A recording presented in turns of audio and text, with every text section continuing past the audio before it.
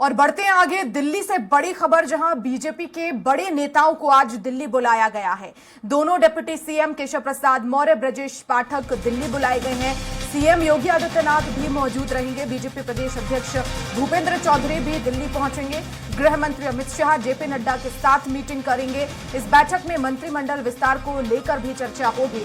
तो आज दोपहर 3 बजे बीजेपी मुख्यालय में बैठक होगी। मंत्री बीएल वर्मा, साध्वी निरंजन ज्योति बुलाई गई हैं। संगम लाल गुप्ता समेत कई नेता मीटिंग में शामिल होंगे। ओबीसी समाज को लेकर भी दिल्ली में बड़ी मीटिंग है।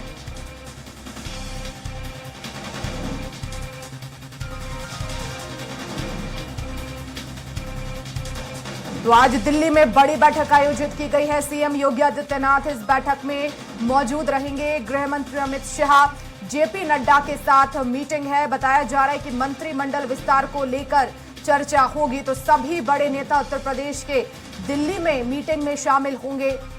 बड़े नेताओं को आज बुलाया गया है दिल्ली। सीएम योगी आदित्यनाथ भी इसमें रहेंगे। दोनों डिप्टी सीएम केशव प्रसाद मौर्य और ब्रजेश पाठक को भी बुलाया गया है। मंत्रिमंडल विस्तार को लेकर इस बैठक में चर्चा होगी।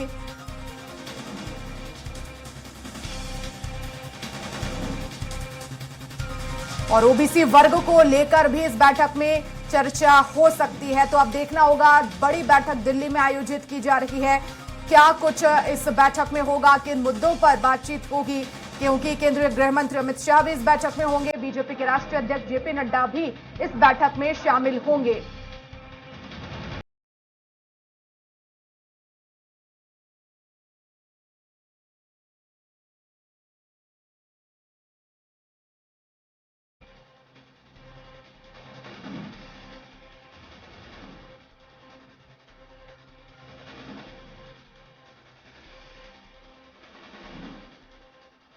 और इस खबर पर ज्यादा जानकारी के लिए संवाददाता घनश्याम निशान चौरसिया हमारे साथ लखनऊ से लाइव जुड़ गए हैं।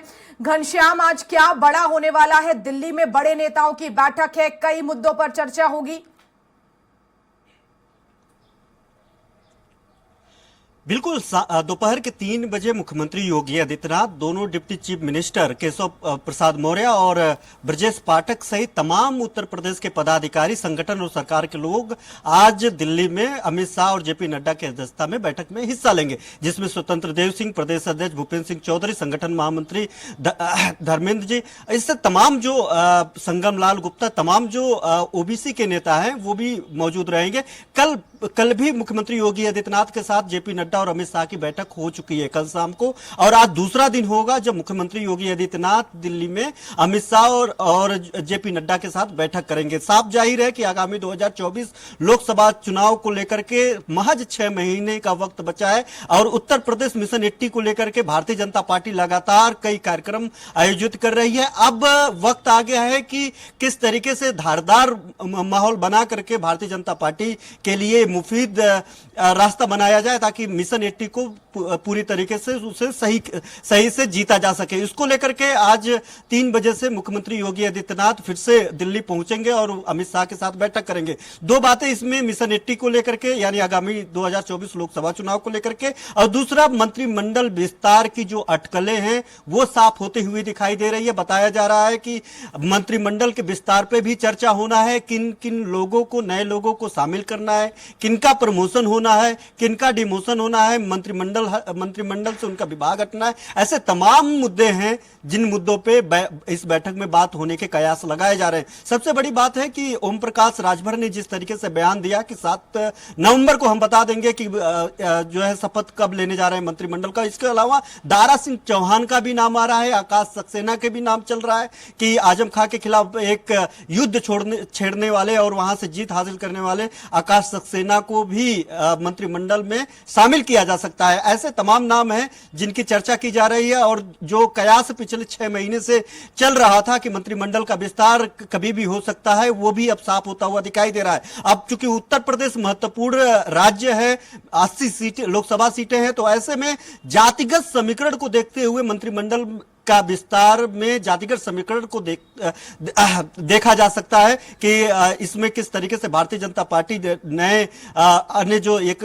दलित हो, वाल्मीकि समाज से, गुर्जर समाज से, तमाम ऐसे लोग हैं जिनको मंत्रिमंडल में शामिल किया जा सकता है, ताकि इन लोगों के जरिए भारतीय जनता पार्टी जो लोगों के बीच में जा सके। तो एक तो मंत्रिमंडल हो गया वर्षा, दूसरी बात ऐसे तमाम सीटें हैं जिन सीटों पे दूसरे नंबर पे रही है भारतीय जनता पार्टी, उन सीटों पे किनको चुनाव में उतारना है। तमाम ऐसे मंत्री हैं जिनको लोकसभा का टिकट दिया जा सकता है। ये भी इस पे भी चर्चा होना है कि ऐसे तमाम मंत्री हैं उत्तर प्रदेश सरकार में जो जिनको लोकसभा चुनाव लड़वाया जा सकता है, और वो सीटें उनको दी जाएगी जिन सीटों पे भारतीय जनता पार्टी दूसरे नंबर पर रही है। 2014-2019 में जिस तरीके से प्रत्याशित जीत मिली है भारतीय जनता पार्टी को, उसको फिर से दोहराने की कवायद भारतीय जनता पार्टी ने शुरू कर दी है। तो अब ऐसे में अब देखने वाली बात होगी कि आज जो ओबीसी संगठन की बैठक है, इसके अलावा जो तीसरे सबसे अहम मुद्दा हो सकता है उसमें जो सहयोगी दल है एनडीए के, जो उत्तर प्रदेश में सहयोगी दल है, अपना दल है, निषाद पार्टी है,